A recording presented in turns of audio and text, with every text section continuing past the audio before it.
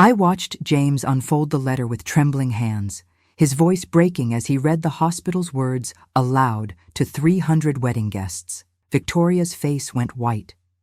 The same people who had whispered about my scuffed shoes 20 minutes earlier now stared at me in stunned silence. Marcus dropped his champagne glass. The sound of crystal shattering on marble was the only noise in that opulent ballroom. My daughter Elena covered her mouth, tears streaming down her cheeks. And there I sat, in my 30-year-old dress and my comfortable old shoes, feeling something I hadn't felt in years, vindicated. My name is Grace Mitchell, and I'm 73 years old. For most of my life, I believed that family meant sacrifice without recognition, love without conditions, and giving until it hurt. I thought keeping quiet about hardships was noble, that suffering in silence showed strength. I was wrong about many things, but I was right about one. Sometimes the truth has perfect timing. This story begins 6 months ago, but really, it started the day Victoria announced her engagement to Marcus Whitfield III. The call came on a Tuesday morning while I was watering my small garden behind the duplex I'd rented since Harold passed. Victoria's voice bubbled through my old flip phone with that particular excitement of a 24-year-old who'd never known real want. "Grandma Grace, I'm engaged," she squealed, and I could practically see her bouncing on her toes the way she used to when she was little, and I'd surprise her with homemade cookies. "Oh, sweetheart." I set down my watering can and sat heavily on the concrete step. "Tell me everything." "His name is Marcus, and Grandma, he's perfect. His family owns Whitfield Hotels. Those gorgeous resorts? We're having the wedding at the Whitfield estate. Can you believe it? Me, little Victoria Chen Smith, marrying into one of the wealthiest families in the state." Chen Smith. That hyphenated name always made me wince. Not because I disapproved of my daughter Elena's choices, but because it reminded me how quickly families scatter and remake themselves. Harold's name, my name, reduced to a footnote. "When's the wedding, honey?" "October 15th. And Grandma, I want you there so badly. I know it'll be, well, it's going to be very fancy, black tie. But Marcus's family is paying for everything, even the guests' accommodations if they need it. Isn't that generous?" I stared at my hands, noting the way the veins had become more prominent lately, how the wedding ring I still wore had grown loose. "Of course I'll be there. Wouldn't miss it for the world. There's just one tiny thing." Victoria's voice shifted, that careful tone young people use when they're about to ask for something they know isn't quite right. "Marcus's parents are very traditional, old-fashioned about appearances. His mother specifically mentioned that everyone should look their absolute best. I was wondering if, maybe, could you get something new to wear? I could help pay for it. Maybe we could go shopping together." The silence stretched between us. In the background, I could hear what sounded like expensive heels clicking on marble floors. "Grandma? Are you there?" "I'm here, sweetheart." I looked down at my gardening clothes, Harold's old flannel shirt over a cotton dress I'd had for 15 years. "I'll figure something out." "Oh, wonderful. And Grandma? Marcus's family is really into charity work. They give so much to hospitals and schools. His mother chairs 3 different foundation boards. Maybe don't mention, you know, your situation. With money being tight and all, they might feel awkward." Something cold settled in my stomach. "What exactly do you mean by my situation?" "Just that you're on a fixed income, living in that little rental. Marcus's family is so generous, but they're used to being around people who are more established. I don't want you to feel out of place." I closed my eyes. Established. As if 47 years of marriage, raising 3 children, working double shifts as a hospital aide, and volunteering at the literacy center counted for nothing because my bank account had the wrong number of zeros. "I understand," I said quietly. "You're the best, Grandma. I love you so much. I have to run. We're meeting with the wedding planner at the country club. This is going to be the most magical day ever." After she hung up, I sat on that concrete step. For a long time, watching the sun move across my tiny garden.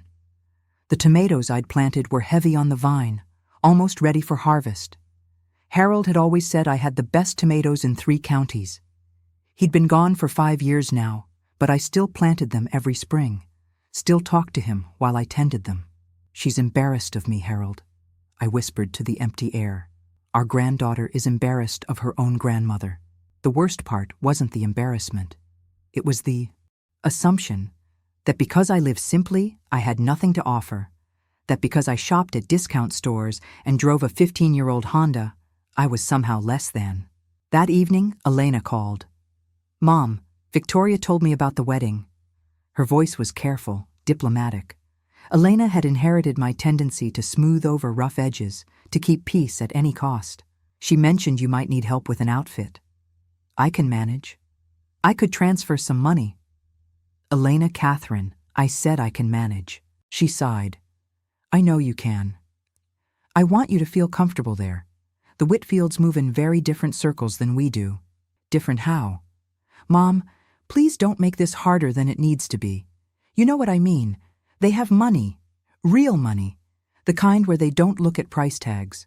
I thought about my savings account, the careful calculations I made every month to ensure my Social Security check stretched far enough. I thought about the envelope hidden in my bedroom closet, the one I'd been filling with small bills for 3 years now, $20 here, $30 there, whenever I could spare it. "I'll be fine, Elena. I'll look appropriate. That's all I'm asking. Victoria's so happy, and I want everything to be perfect for her." After we hung up, I walked to my bedroom and pulled out the old shoebox from the top shelf of my closet. Inside, wrapped in one of Harold's handkerchiefs, was my mother's pearl necklace. She'd given it to me on my wedding day, and I'd worn it exactly 3 times in 50 years. My wedding, Elena's graduation, and Harold's funeral.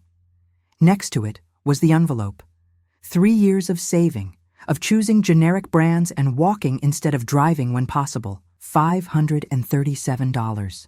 Not enough for the kind of dress Victoria's new family would expect, but enough for something respectable from the discount store.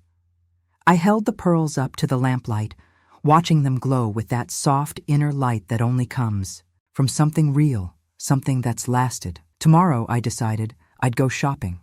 I'd find something appropriate, something that wouldn't embarrass my granddaughter. But first, I had a phone call to make. "St. Mary's Hospital. How may I direct your call?" "I'd like to speak to someone about making a donation." The woman at the hospital donations office had a kind voice, the sort that probably comforted families in their worst moments. "Mrs. Mitchell, any amount would be greatly appreciated. Our pediatric wing is always in need of funding." "I'd like to make it in honor of someone," I said, gripping the phone tighter. "My late husband, Harold Mitchell. He passed 5 years ago from complications after heart surgery. Your staff, they were wonderful to us." "Of course. We can certainly arrange that. Would you like to discuss the amount?" I looked at the envelope in my lap, at 3 years of careful saving. $25,000. The silence on the other end stretched long, enough that I wondered if the call had dropped. "Ma'am, did you say 25,000? "Yes. I have some questions about the process, though. When would I need to have the funds available?" "Well, typically we can arrange payment plans for larger donations, but Mrs. Mitchell, that's an extraordinarily generous gift. May I ask, are you certain about this amount?" I almost laughed. Even the hospital donations office couldn't believe someone like me had access to real money. "I'm certain. I'll call you back with more details." After I hung up, I sat in Harold's old recliner and stared at the wall where his Purple Heart hung in its modest frame. Harold never talked much about Korea, but he'd been proud of his service, proud that he'd done his duty when his country called. The money wasn't in my savings account, of course. The envelope held my grocery money. The real money was in a coffee can buried under my largest tomato plant, exactly where Harold had hidden it 30 years ago. During his paranoid phase about bank failures, $27,300 in cash, the life insurance payout he'd insisted I keep for emergencies only. I'd never told Elena or Victoria about it. Harold made me promise that if anything happened to him, I wouldn't let anyone know about that money unless it was truly necessary. "People change when they know you have something they want," he'd said. "Even family." Prophetic words, as it turned out. 2 weeks later, I stood in Miller's Discount Fashion, holding a navy blue dress that cost $47. It wasn't elegant, but it was respectable. The fabric felt cheap under my fingers, but it would do. Finding everything all right, honey? The saleswoman, probably 60 herself, looked at me with the practiced sympathy of someone who recognized another woman stretching her budget. This will work fine, thank you. That's a lovely color on you. You have a special occasion? My granddaughter's wedding. How wonderful. First marriage?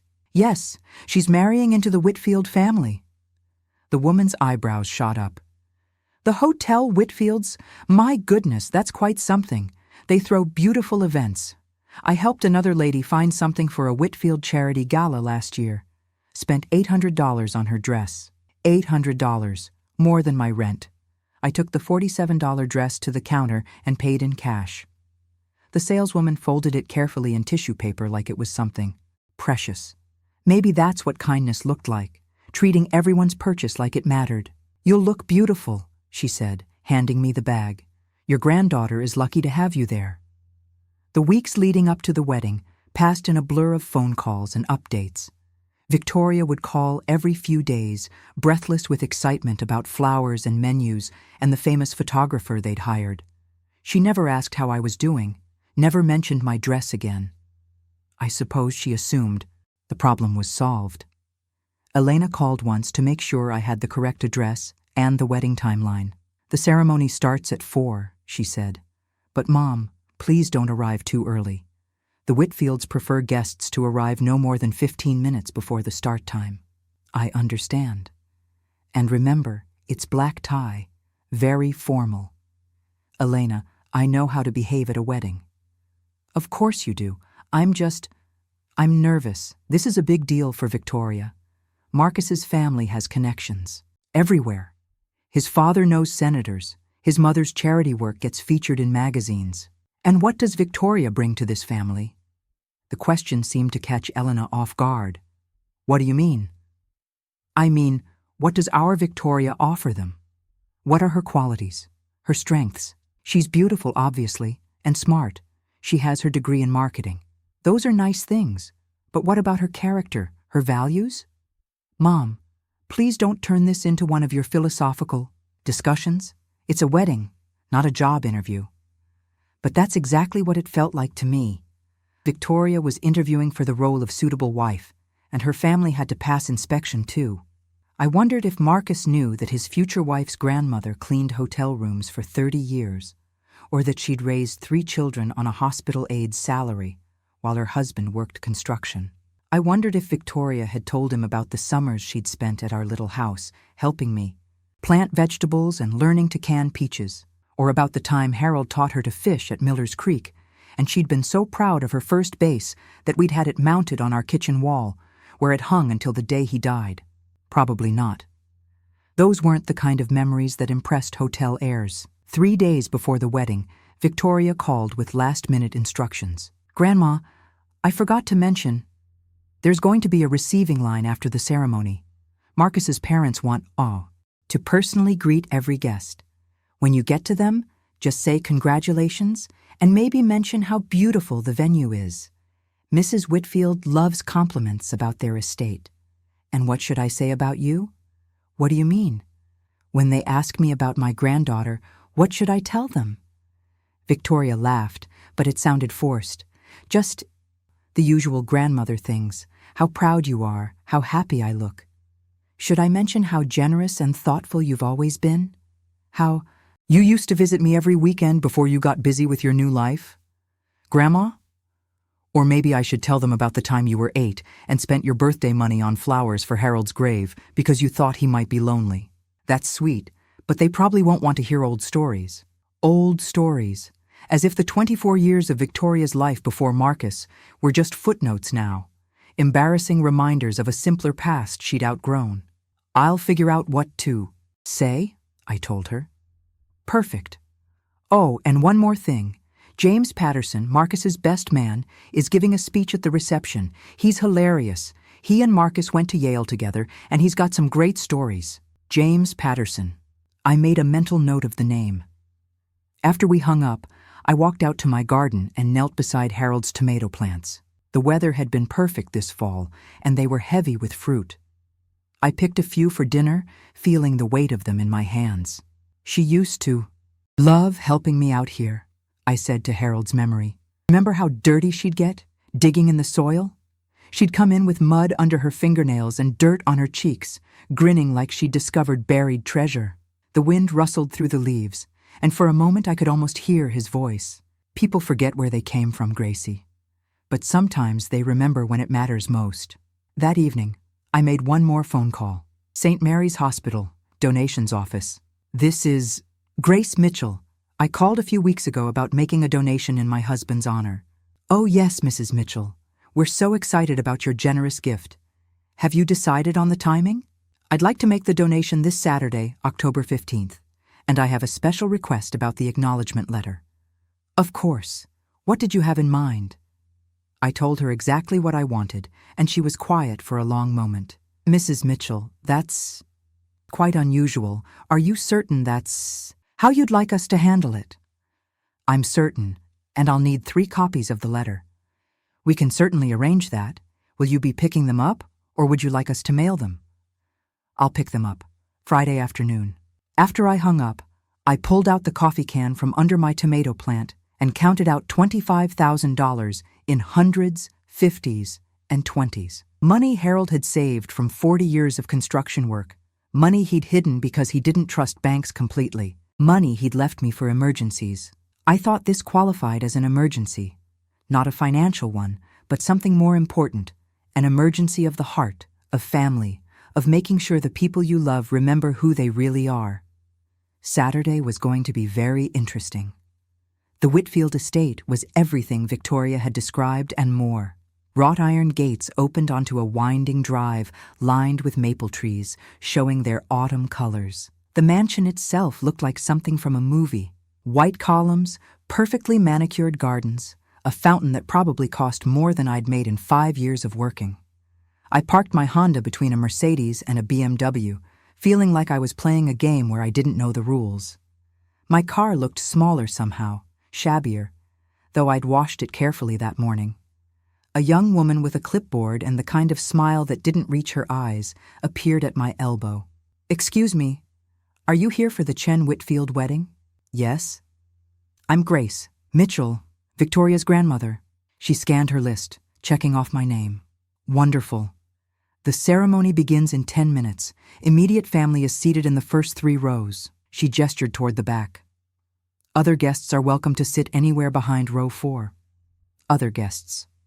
I wasn't immediate family, apparently, despite being the bride's grandmother.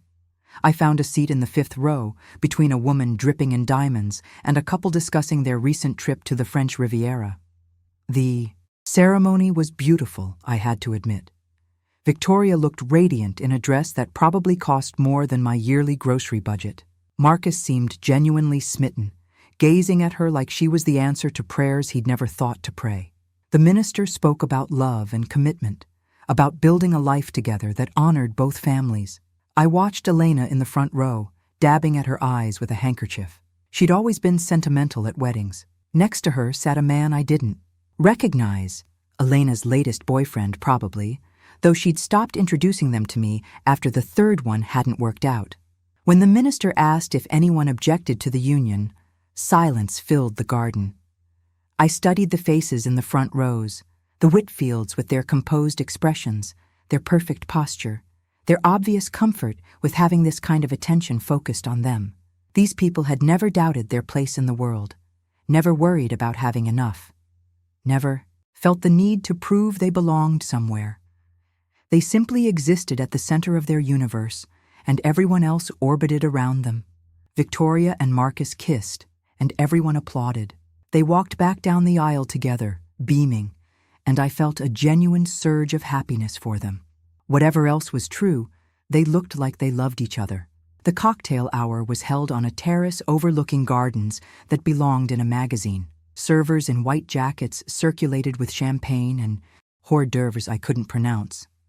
I accepted a glass of champagne and found a quiet corner where I could observe without getting in anyone's way.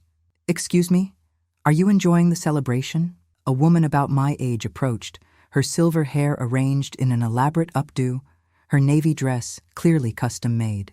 Diamonds glittered at her throat and ears. "It's lovely. Are you a friend of the family?" "I'm Catherine Whitfield, Marcus's mother."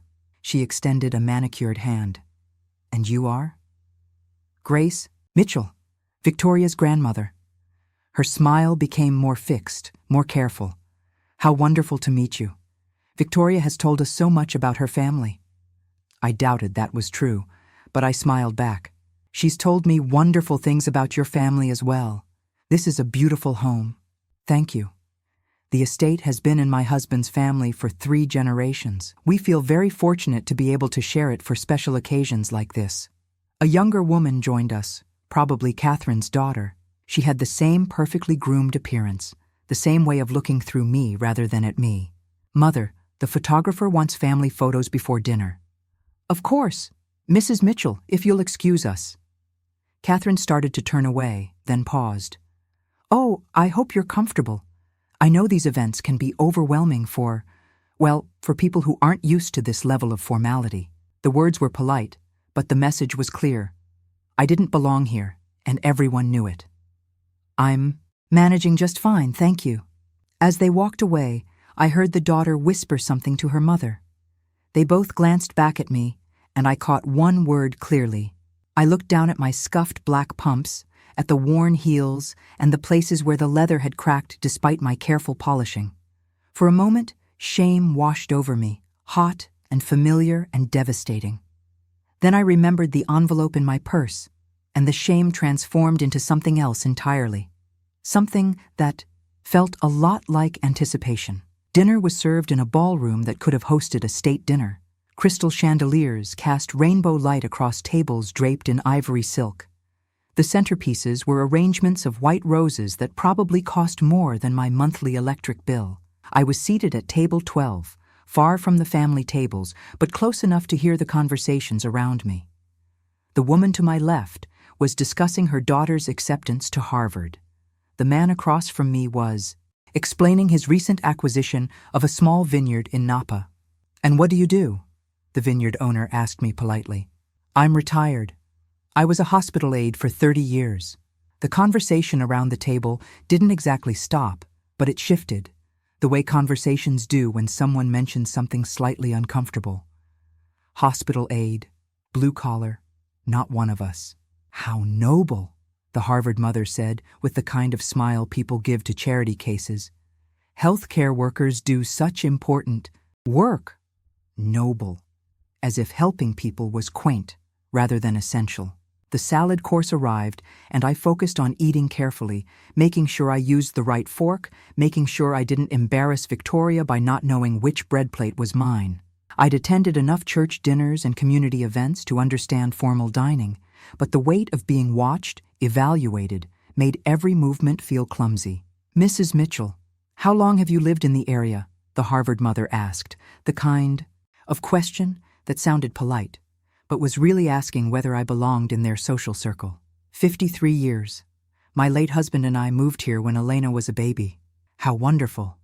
And your husband? What did he do?" "Construction. He built homes for 40 years. Another pause, another subtle shift in energy. "Construction, manual labor. Definitely not one of us." "That's quite admirable," the vineyard owner said, with the tone people use when they're being very generous about something they consider beneath them. "The skilled trades are so important, but separate, necessary, but not welcome at the country club." I was about to respond when I noticed activity at the head table. James Patterson, the best man Victoria had mentioned, was standing up, tapping his champagne glass with a knife. He was exactly what I'd expected.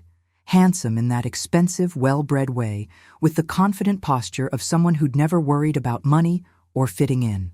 "Ladies and gentlemen, if I could have your attention, please."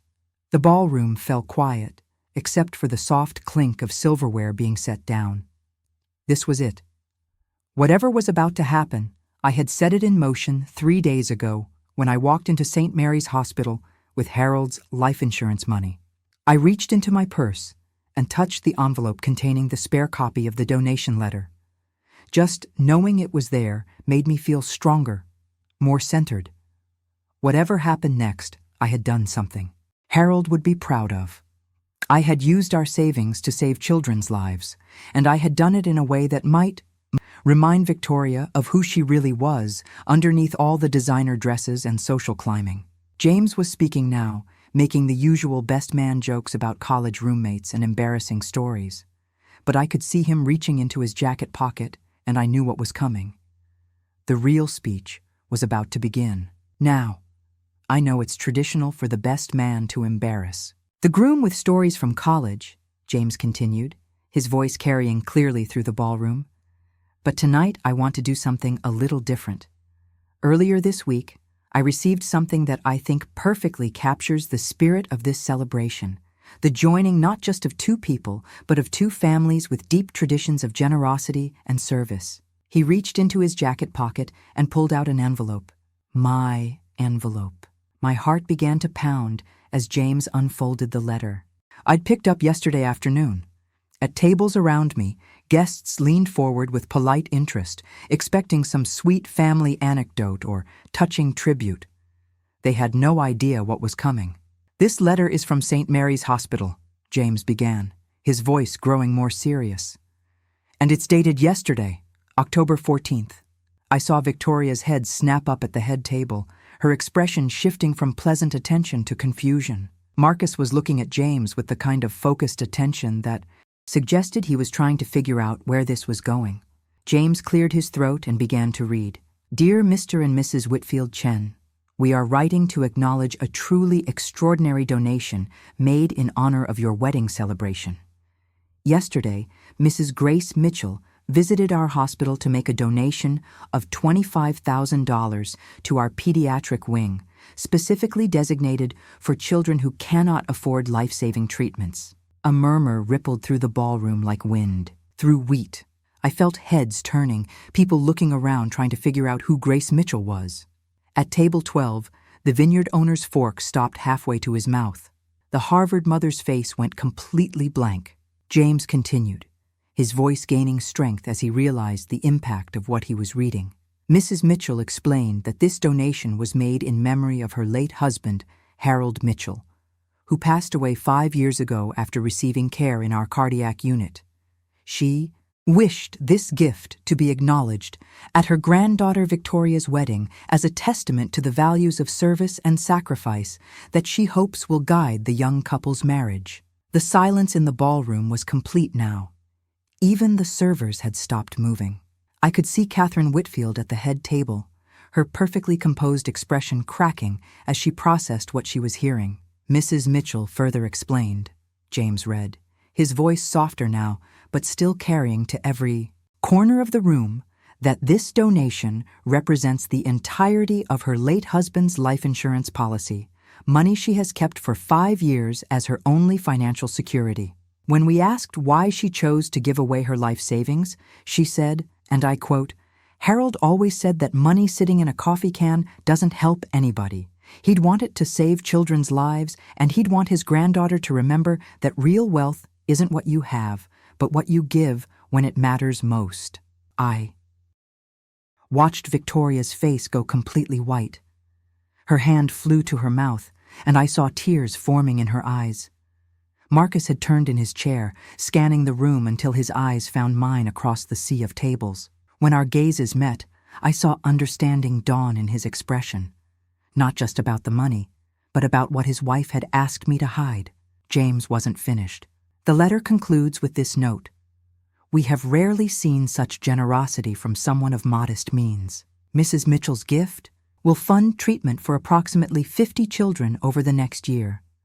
She has asked that no recognition be given to her personally, but we felt that the family should know that they are welcoming someone of extraordinary character into their lives. In a world where wealth often isolates us from the needs of others, Mrs. Mitchell reminds us that true nobility comes not from what we possess, but from what we're willing to sacrifice for strangers we'll never meet." James folded the letter, carefully, his hands not quite steady. "This letter is signed by Dr. Robert Chen, chief of pediatric surgery, and the entire staff of St. Mary's Hospital's children's wing.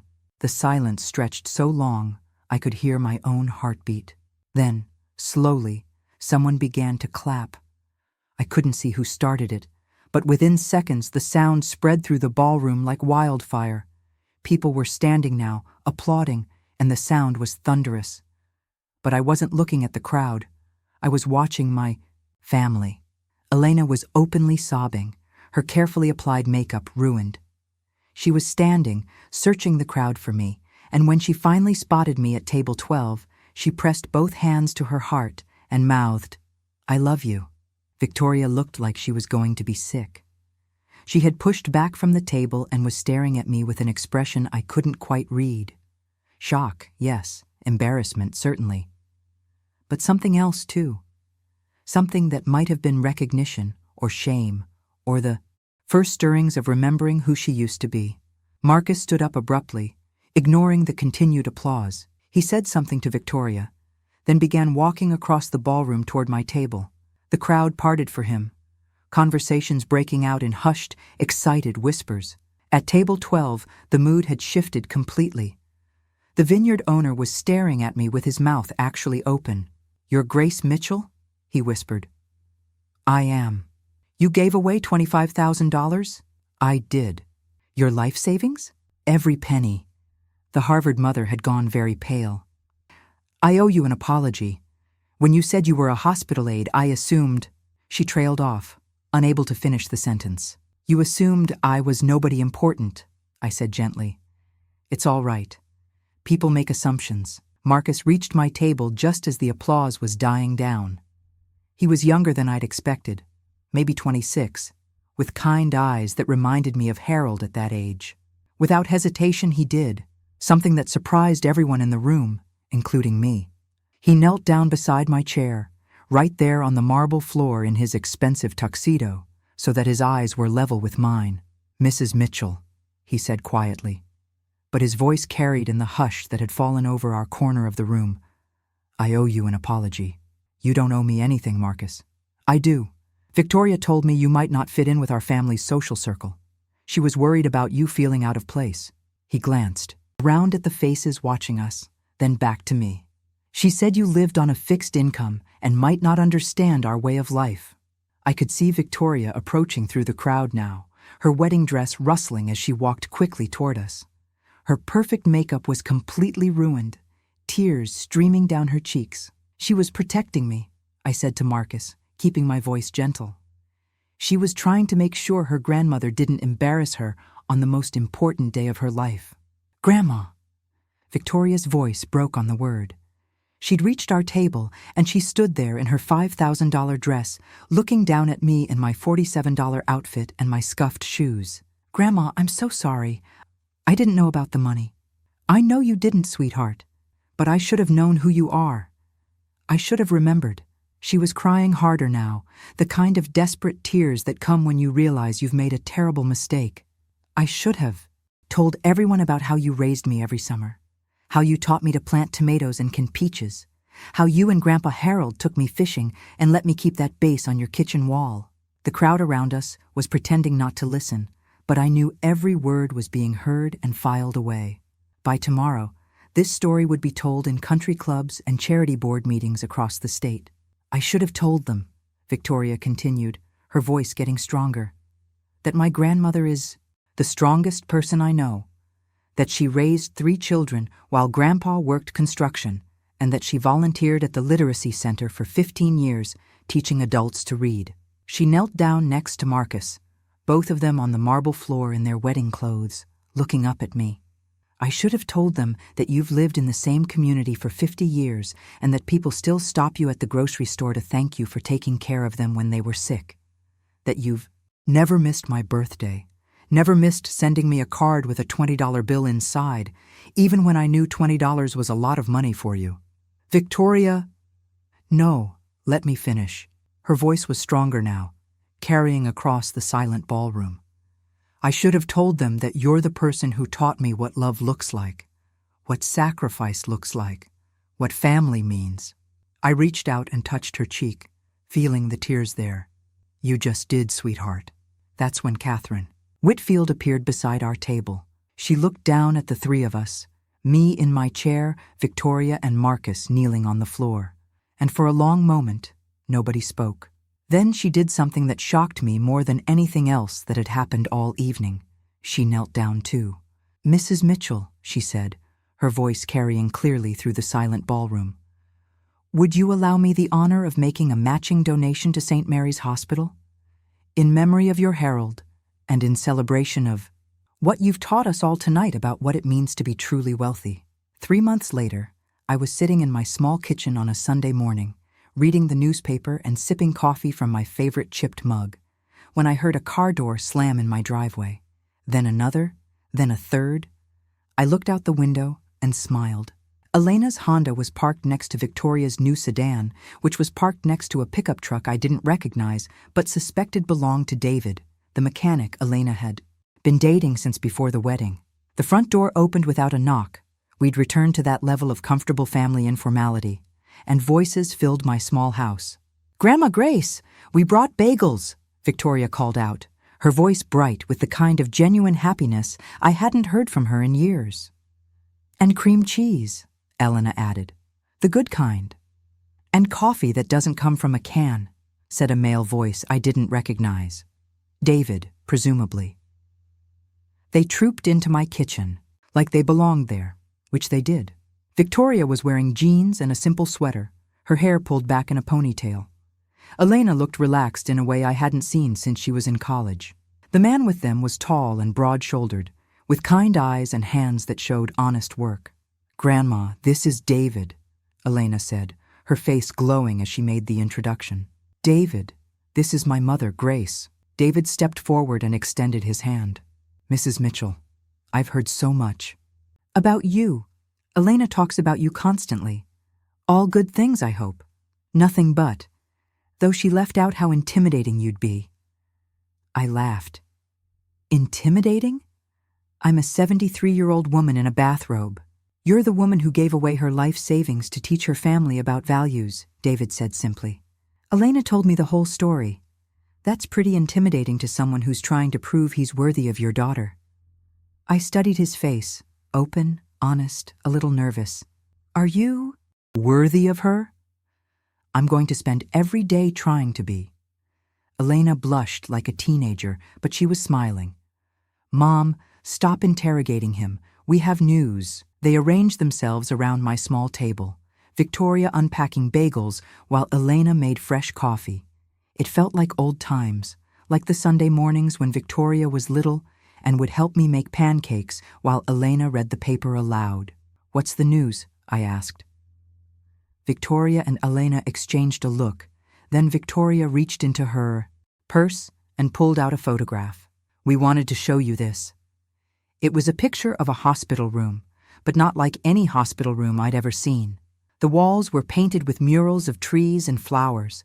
There were comfortable chairs for parents, toys scattered on the floor, and a sign on the door that read, "The Harold Mitchell Family Room."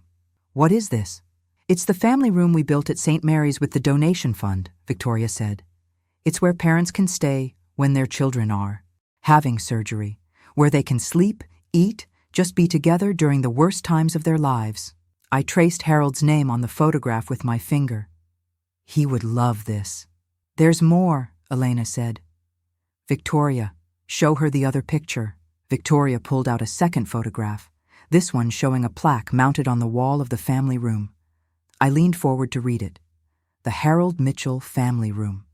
Dedicated to the memory of Harold Mitchell, 1948-2019. Veteran, craftsman, devoted. Husband and grandfather. Real wealth isn't what you have, but what you give when it matters most. Funded by the Harold Mitchell Memorial Fund and the generosity of the Whitfield Family Foundation." "The Whitfield Foundation matched your donation," Victoria explained. "Then word got out about what you'd done, and other people started contributing. We've raised almost $100,000 in 3 months. 100,000. Mrs. Whitfield, Catherine, she's been amazing," Victoria continued. "She's used her connections to spread the word, and she's been telling everyone about you, about what real generosity looks like." David cleared his throat. If I may, Mrs. Mitchell, I have something to add to this conversation. He reached into his jacket pocket and pulled out a small velvet box. Elena gasped. I was going to wait and do this privately, David said, but Elena insisted I ask for your blessing first, in front of family. He got down on one knee right there in my kitchen, opened the box to reveal a modest but beautiful diamond ring, and looked up at Elena. Elena Marie Mitchell, you've made me believe in second chances and true love and families that choose each other every day. Will you marry me? Elena was crying and nodding before he finished the question. Of course, yes! As David slipped the ring onto Elena's finger, I felt tears in my own eyes. But these were different tears than I'd cried in recent years. Not tears of loneliness or worry, but tears of joy for a family that had found its way back to itself. When? I asked after the kissing and celebrating had calmed down. June, Elena said. Small ceremony, just family and close friends. We want to have it in your backyard, Mom, under Harold's apple tree. I looked out my kitchen window at the old apple tree Harold had planted when we first moved to this house. It had grown tall and strong over the decades, surviving storms and droughts and harsh winters. Every spring it bloomed with white flowers, and every fall it produced more apples than we could eat. He'd like that very much. Victoria reached across the table and took my hand. Grandma, there's something else. Marcus and I have been talking, and we want to ask you something. What's that? We want to buy you a house. A real house, not a rental. Something with a proper garden and room for all of us to visit. I started to protest, but Victoria held up her hand. Before you say no, hear me out. It's not charity, and it's not because we think you can't take care of yourself. It's because we realize that after everything you've given us, all the love, all the lessons, all the sacrifices, we want to give something back. We want to make sure you have a home where this family can gather for the next 20 years. Besides, Elena added with a grin, David's going to need somewhere to work on all those boats he's always fixing up. Your rental doesn't have a proper garage. I looked around my small kitchen, at the chipped counters and the window that didn't quite close right. It had been home for 5 years, but it had never really felt like mine. What kind of house? Whatever kind you want, Victoria said. But we were thinking something with a big kitchen for family dinners and a workshop for David's boats and a garden where you can teach our children to grow tomatoes. Your children? Victoria blushed. We're trying. And when we have kids, we want them to grow up the way I should have grown up, knowing their great-grandmother, learning from her, understanding what matters. I thought about Harold, about what he would say if he could see us now. Our granddaughter had remembered who she was and chosen love over status. Our daughter had found a good man who understood the value of family. And me? I had discovered that giving away everything I thought I needed had given me everything I actually wanted. There's one condition, I said finally. Anything, Victoria said. The house has to have a coffee can. They looked at me in confusion. For emergencies, I explained. Harold always said you should have a coffee can buried somewhere in the garden, just in case. Not for hoarding, but for helping. For the next time someone needs what you have to give. David laughed. I think that can be arranged. As my family sat around my small table, making plans for weddings and houses and gardens in the future, I felt something I hadn't experienced in years. The certainty that I was exactly where I belonged, with exactly the people who mattered most. Outside, spring was coming. Soon it would be time to plant tomatoes again, but this time I wouldn't be planting alone. This time I'd have small hands to help me, and stories to tell about their great-grandfather Harold, and lessons to share about the difference between having enough and being enough. At my granddaughter's wedding, they had mocked my old shoes. Now those same shoes would walk through my own garden, in my own house, surrounded by family who had learned what I'd tried to teach them all along. True wealth isn't what you have in your bank account. It's what you have around your kitchen table on a Sunday morning, and what you're willing to give away when love calls you to action. And I realized, looking at these faces I loved more than life itself, were rich beyond measure.